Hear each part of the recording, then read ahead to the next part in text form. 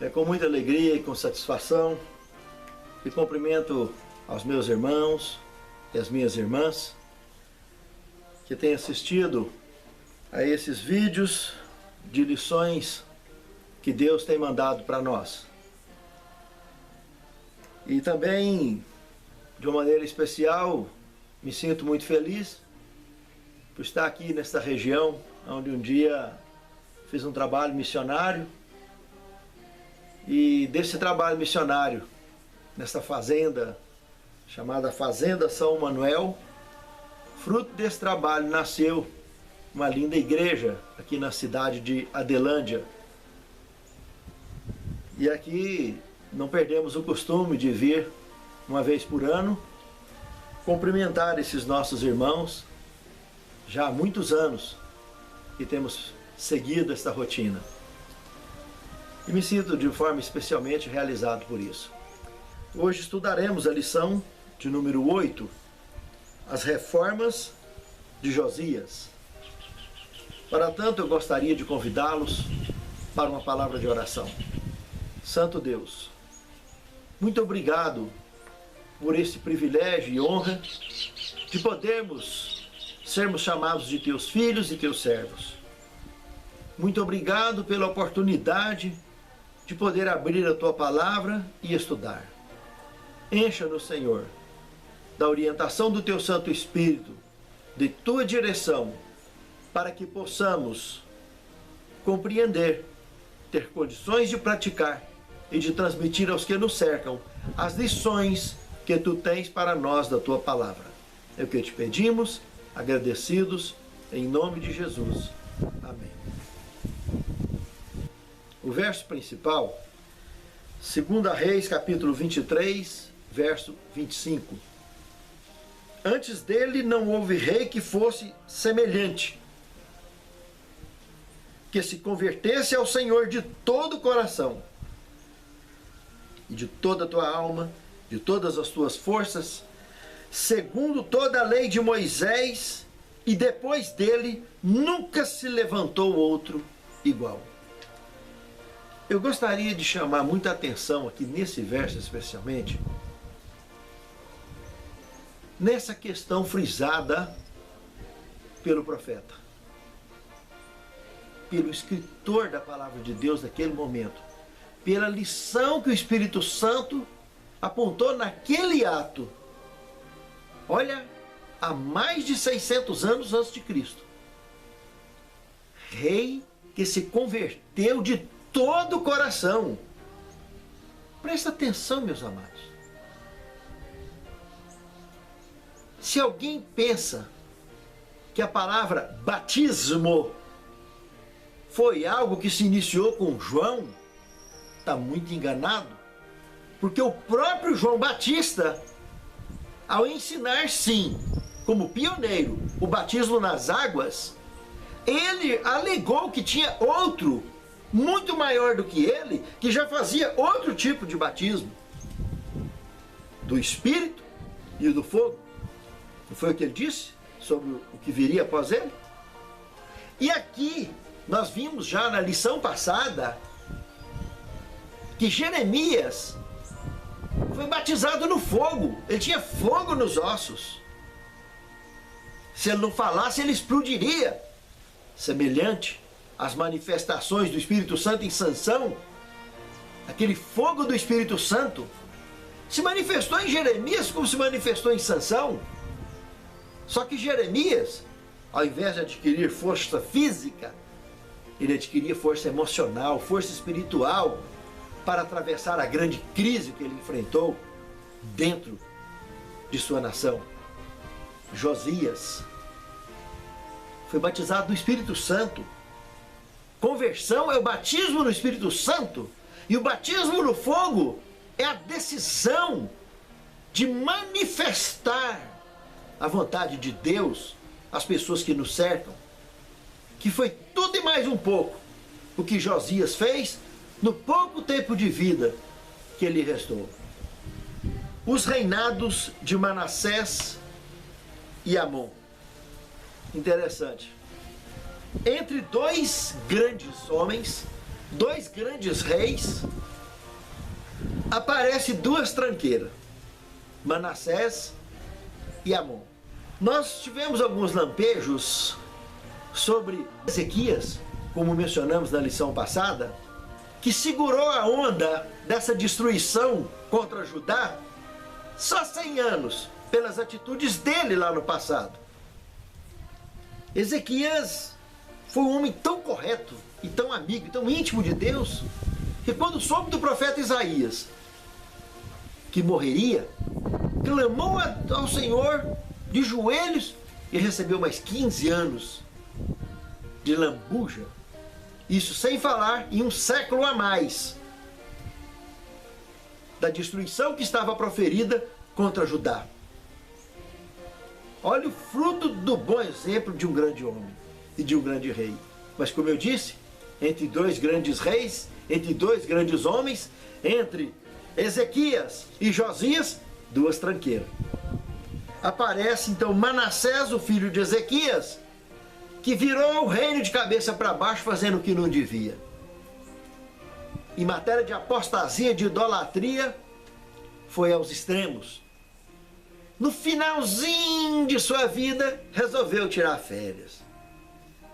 Arrepender de tudo o que fez. Tarde demais.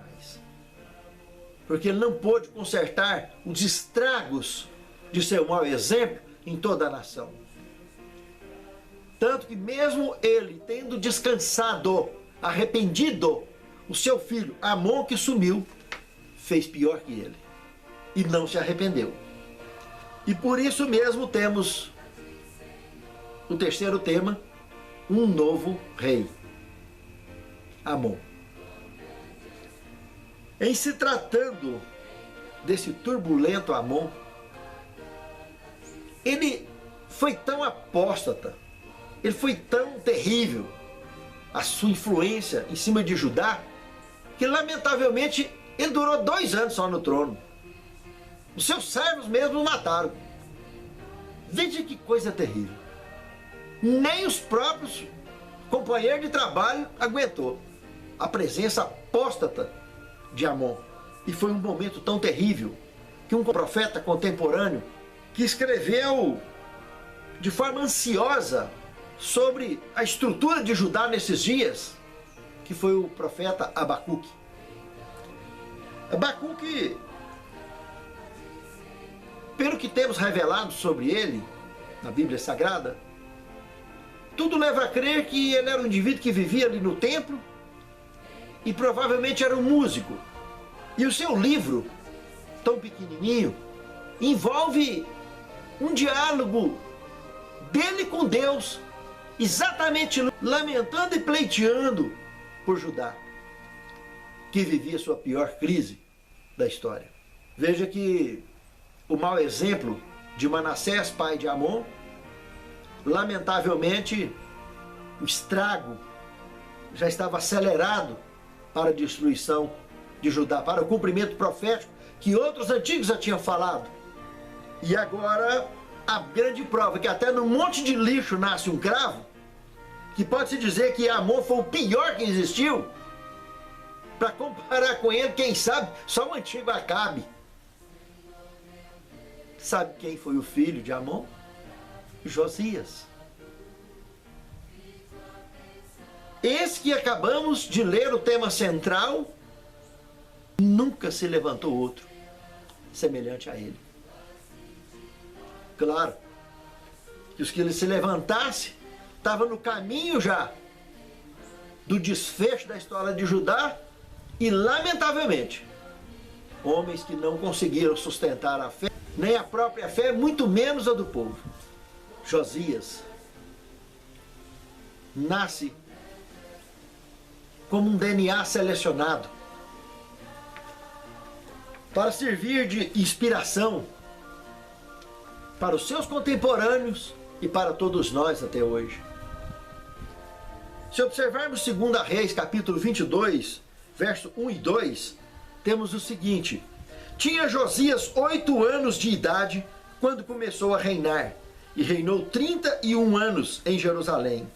E sua mãe se chamava Gedida, e era filha de Adaías, de Boscate, Fez ele o que era reto perante o Senhor, andou em todo o caminho de Davi, seu pai, e não se desviou, nem para a direita e nem para a esquerda. Preste atenção, meus amados irmãos. A fatalidade da apostasia de Amon foi um estrago para todo o reino, além de ser para ele mesmo. Manassés, o avô então de Josias, que se arrependeu no finalzinho, o estrago estava feito. Muitas escolhas erradas que nós fazemos, às vezes não tem volta.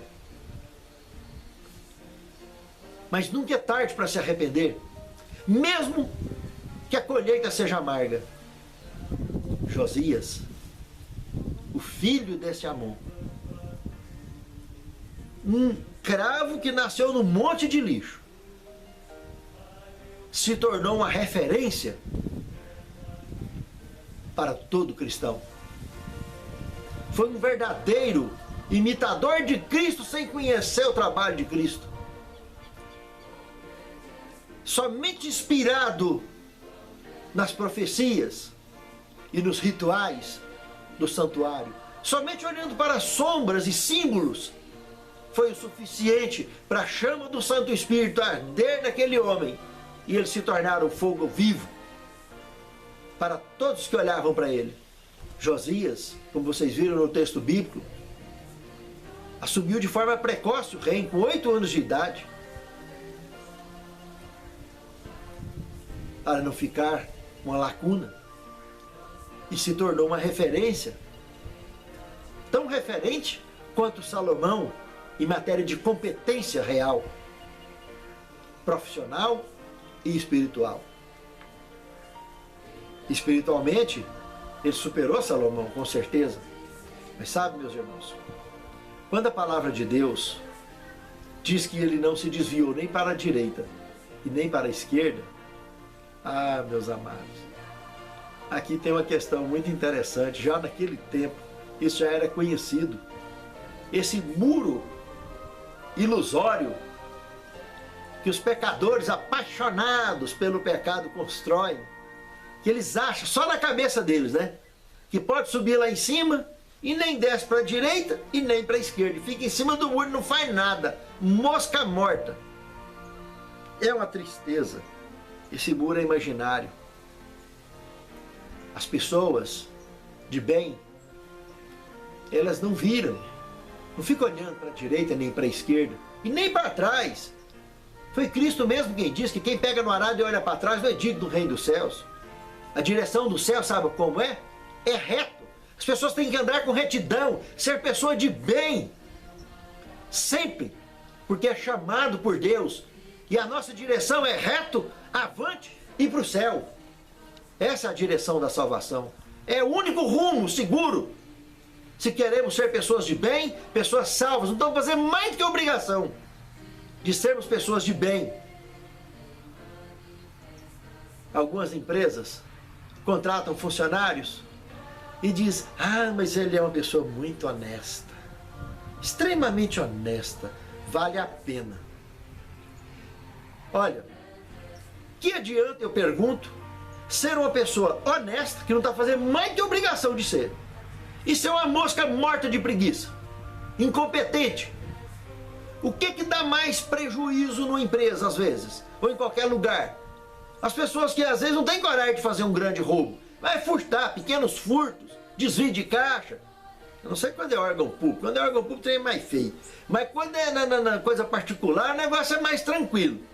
Então, eu desvio de caixa, coisinha dali e tal. Agora, a incompetência fale com a empresa, quebra. Passos dados de forma errada que levam a empresa para o brejo, do dia para a noite, para a areia movediça. Olha, eu diria que produtividade e honestidade são obrigações de todo aquele que se diz profissional. Não são simplesmente virtudes. A primeira coisa que faz uma pessoa de bem, quando descobre o seu erro, é corrigi-lo. Josias, sendo uma pessoa de bem como era, quando descobriu o livro da lei, que é o nosso quinto tema, o que ele fez? Imediatamente. Quem descobriu o livro da lei? O sumo sacerdote Ilquias. Imediatamente, ele passa para o escrivão, Safã. Safã leu, interpretou, entendeu muito bem o recado, e o pior de tudo, as profecias relativas a Judá. As profecias que já deveriam ter ocorrido lá nos dias do rei Ezequias e não aconteceram. E eles entenderam claramente que estava para acontecer por esses dias. Por que eles sabiam disso? Porque o próprio rei Josias ainda lutaria contra o Egito, que era contrário, como a maior parte de Judá, contra o avanço dos babilônicos, que já havia sido selecionado por Deus para ser o seu servo, para castigar Judá.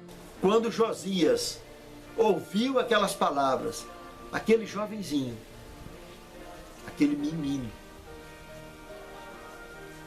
ele rasgou as suas vestes. Imediatamente ajoelhou no chão. Josias chorou de perceber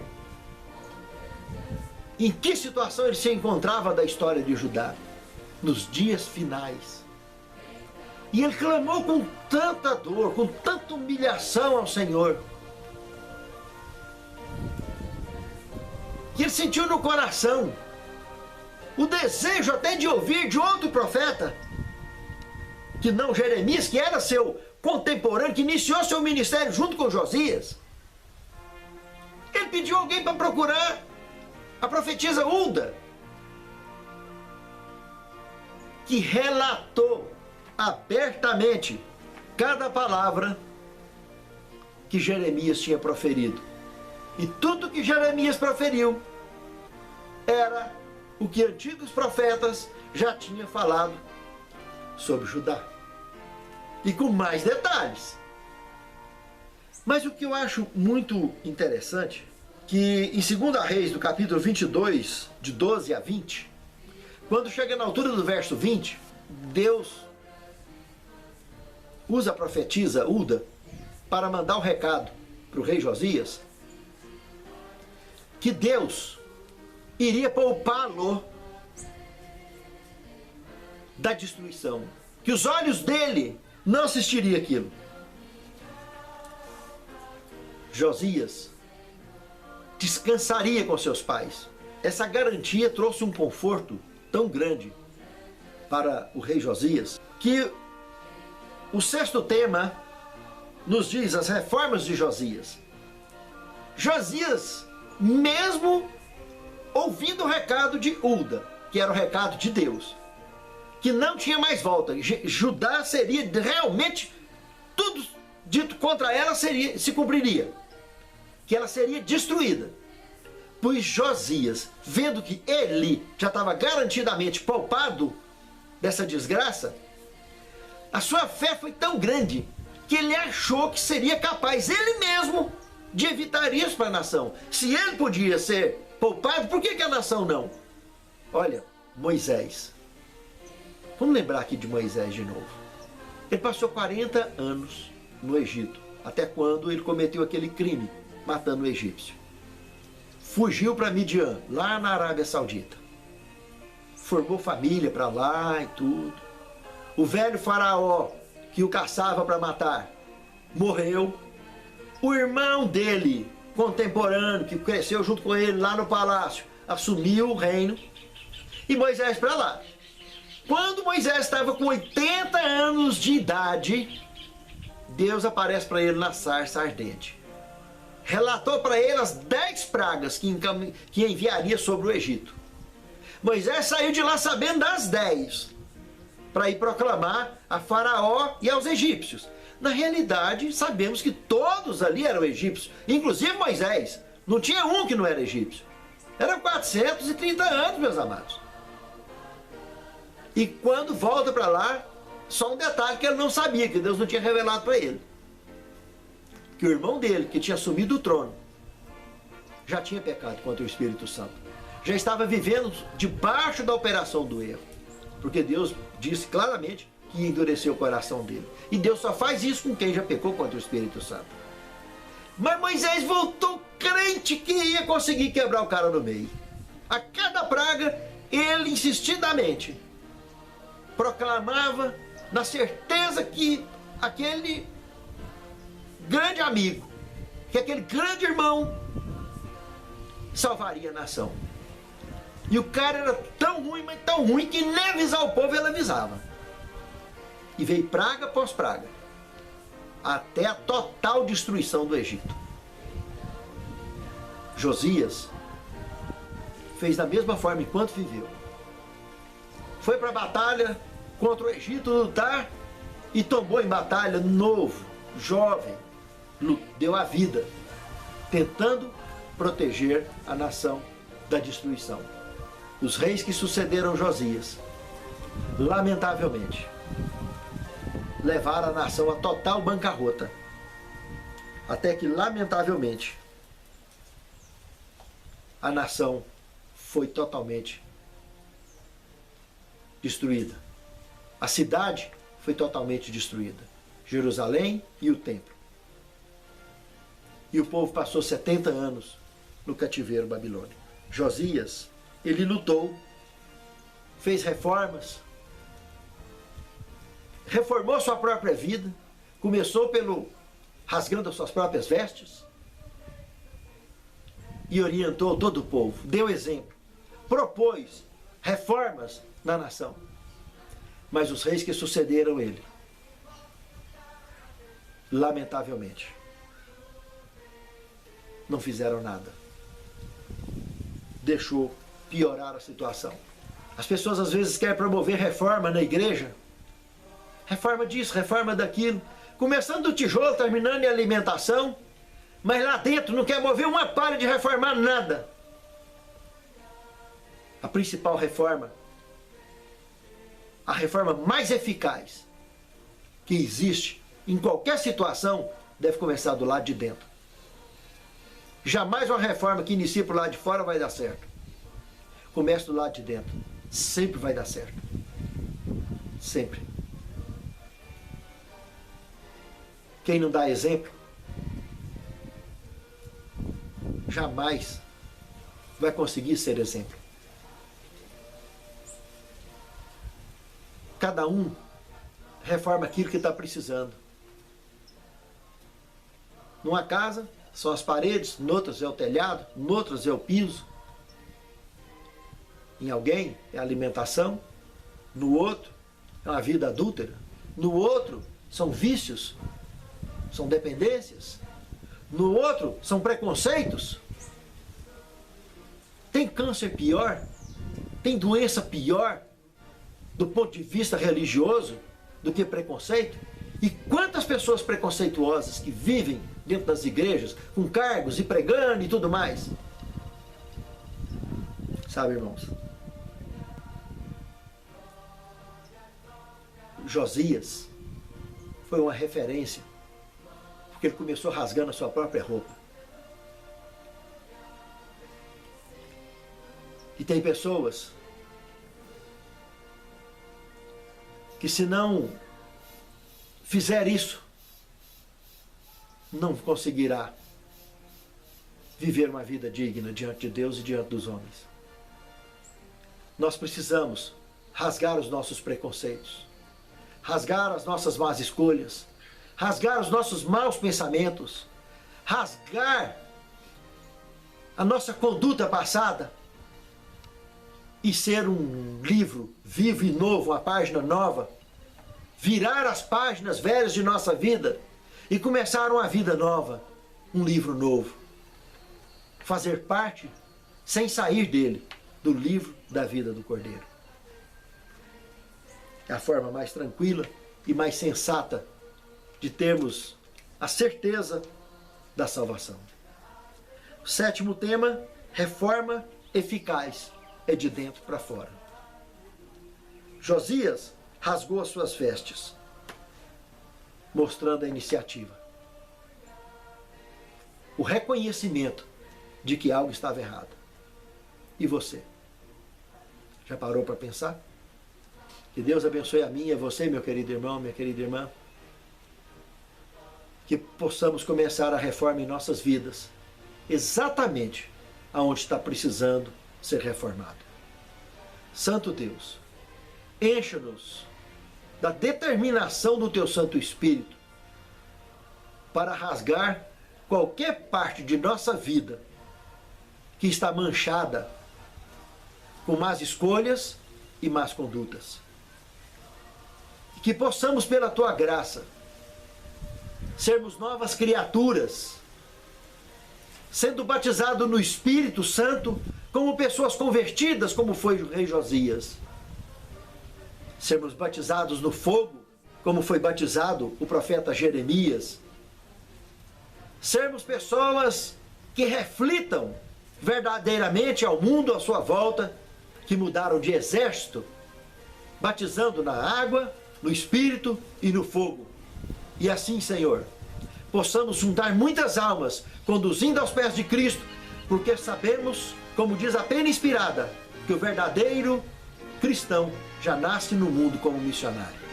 Que Tu nos abençoe e nos guarde, que seja essa a nossa decisão, a nossa conduta, a nossa escolha e a nossa vida. É assim que eu te peço e te agradeço, em nome e por amor de Jesus. Amém, Senhor. Quando enfim por Jesus consegui lá chegar, na coroa eu estrelas terei.